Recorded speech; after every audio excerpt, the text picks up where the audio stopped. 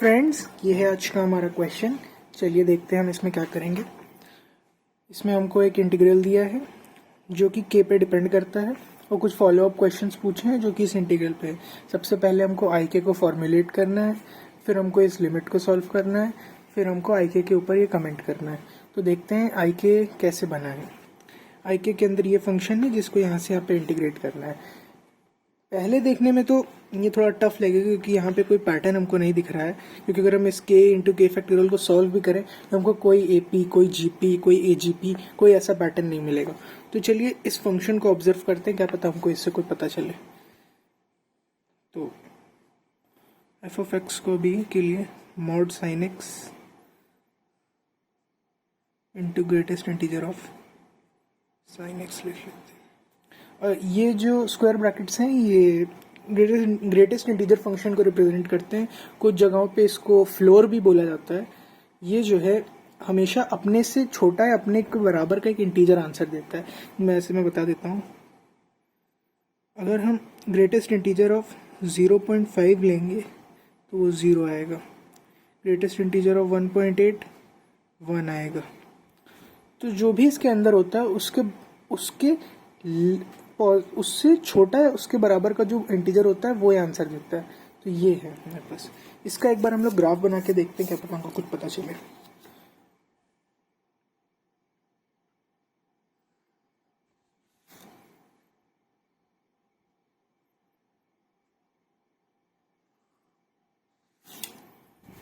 इसको हम 0 कह देते हैं, इसको पाई कह देते हैं, इसको 2 पाई कह देते हैं।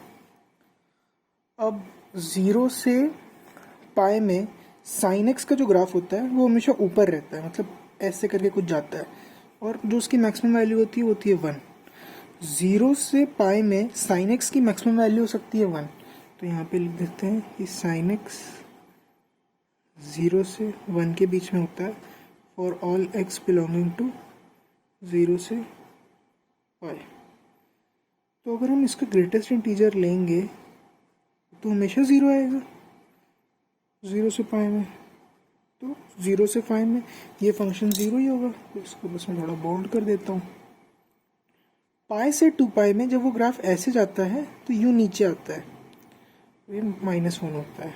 तो हम यहाँ पे लिख सकते हैं कि साइन एक्स -1 से बड़ा होता है और 0 से छोटा होता है pi belonging to x belonging to pi to 2 pi में।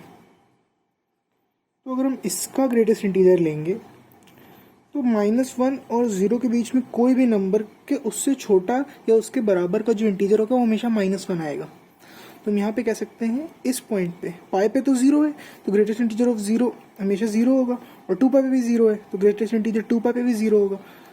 तो यहाँ पे पाई से लेकर 2 पाई के बीच में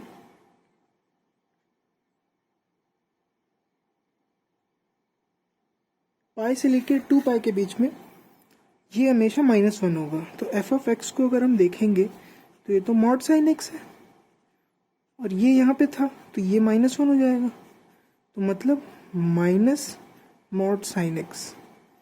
मॉड साइन एक्स का ग्राफ कैसे होता है? मॉड साइन एक्स का ग्राफ हमेशा पॉजिटिव होता है ऐसे करके।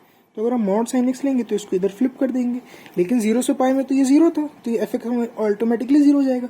इसमें ये माइनस साइन पाया तो मतलब यहाँ पे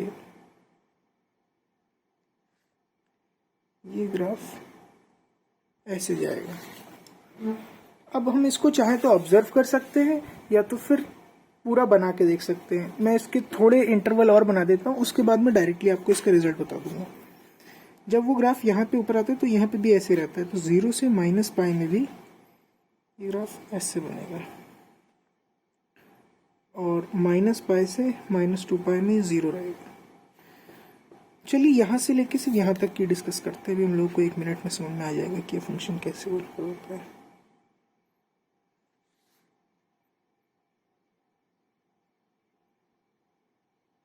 यहाँ से यहाँ इस टोटल इंटरवल की जो लेंथ है वो है 4 पाई। अगर यहाँ से यहाँ में अगर हम इस इंटीग्रल को ऐसे की जगह अगर हम इसमें इवेल्युएट करते तो देखते हैं क्या होता। अगर हम कहते कि हमको -2 पाई से 2 पाई में F of x d x निकालना है, जहाँ पे एफ ऑफ एक्स ये है, तो क्या होता है? पहले तो हम इस इंटरवल को सॉल्व करते, फिर यहाँ से यहाँ सॉल्व करते, फिर यहाँ से यहाँ सॉल्व करते, फिर यहाँ से यहाँ सॉल्व करते। तो हम यहाँ पे एक पैटर्न देख सकते हैं कि किसी भी n पाई लेंथ के इंटरवल पे जो भी ये फंक्शन है वो 2 बार कोई वैल्यू देगा और 2 बार 0 आएगा।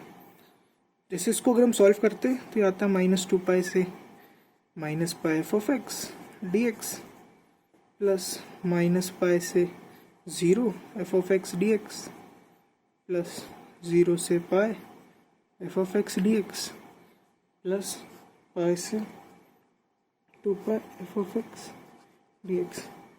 ये 0 होता, ये 0 होता, फिर इन दोनों की वैल्यू सेम होती। तो हम कह सकते हैं किसी भी 2n पाई लेंथ के इंटरवल पे ये फंक्शन n पाई टाइम्स एक वैल्यू देगा जो कि इस एरिया के बराबर होगा। तो इस एरिया को हम सॉल्व कर लेते हैं, इसको हम यहाँ चाहे सॉल्व कर ले चाहे यहाँ सॉल्व कर ले, इसको एक बार सॉल्व कर लेते हैं। तो पाई से 2 पाई में साइन एक्स को सॉल्व कर लेते हैं। अब ये तो यहाँ पे नेगेटिव है, तो इसकी जो वैल्यू आएगी वो तो ऑटोमेटिकली नेगेटिव आएगी, क्योंकि ये जो फंक्शन होता है यहाँ से यहाँ में साइन एक्स का वो पहले से नेगेटिव होता है। तो अगर इसको हम सॉल्व करते हैं तो माइनस कॉस ऑफ एक्स पाई से 2 पाई में माइनस बाहर कॉस 2 पाई होता है 1 माइनस कॉस पाई होता है -1, याद आता है -2।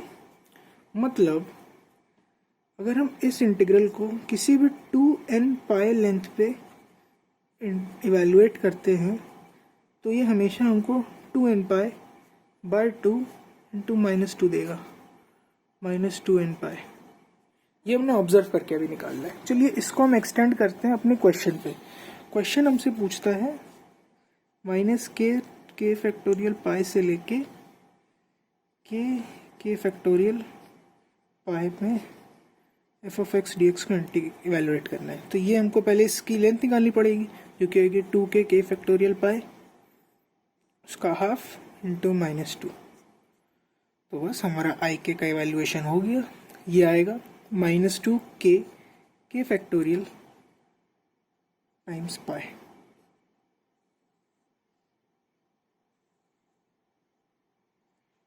हो गया हमारे इसका इवेल्युएशन। अब हमने अपने क्वेश्चन का पहला पार्ट सॉल्व कर लिया। अब हम दूसरा पार्ट सॉल्व करते हैं, आई के अपॉन k प्लस 1 फैक्टोरियल। तो आई के अपॉन k प्लस 1 फैक्टोरियल, ये हमको देगा -2k k factorial on k plus 1 factorial limit k tends to infinity. अब हमको एक प्रॉपर्टी पता होती है कि n फैक्टोरियल बराबर होता है n into n minus 1 factorial के। उसको हम यहाँ पे एम्प्लॉय करते हैं। तो limit k tends to infinity -2k k factorial over k plus 1 into k factorial. k factorial cut जाएगा, k से ऊपर नीचे हम डिवाइड कर देंगे तो -2 upon 1 plus 1 by k tends to infinity पे ये टर्म को 0 को टेंड करेगा तो आ जाएगा -2। तो हमारा दूसरे क्वेश्चन का वैल्यू आ गया -2। तीसरा क्वेश्चन हमसे पूछ रहा है आई के जो है वो हमेशा 0 से बड़ा होगा क्या अगर हम k को सारे नेचुरल नंबर्स के ऊपर इवेल्युएट करते हैं। चलिए देखते हैं। आई के का जो एक्सप्रेशन आया है वो है ये, अगर k एक नेचुरल नंबर होगा तो k श्योरली 0 से बड़ा होगा, यानी k हमेशा पॉजिटिव होगा। तो ये भी पॉजिटिव और k फैक्टोरियल तो हमेशा पॉजिटिव होता है और ये नेगेटिव होता है। मतलब हम यहाँ से कह सकते हैं कि आई के जो है वो हमेशा 0 से कम होगा फॉर और k belonging to natural numbers. तो क्वेश्चन नंबर 3 भी हो गया, इसका आंसर होगा फॉल्स। इसमें एक और क्वेश्चन था, वो मैं आप लोगों को देता हूँ, आप ट्राई करिए। अगले वीडियो में हम उसका सोल्यूशन लेंगे। क्वेश्चन कहता है कि हमको k इक्वल टू 1 से लेके n तक की आई के को समेट करना है और इसकी वैल्यू जो है a plus B into C plus n factorial के फॉर्म में आती है। हमको a plus B plus C की वैल्यू बतानी है। ये क्वेश्चन है, आप लोग इसको नोट करिए, इसको ट्राई करिएगा। हम इसको अपनी नेक्स्ट वीडियो में लेंगे। तो काफ़ी इंटरेस्टिंग क्वेश्चन था ये, देखने में टफ था लेकिन असली में बहुत आसान था। तो थैंक यू मेरी वीडियो को देखने के लिए। आशा करता हूँ कि आपने कुछ सीखा होगा, और अगर वीडियो अच्छा लगे तो लाइक कर दीजिएगा, चैनल को सब्सक्राइब कर दीजिएगा।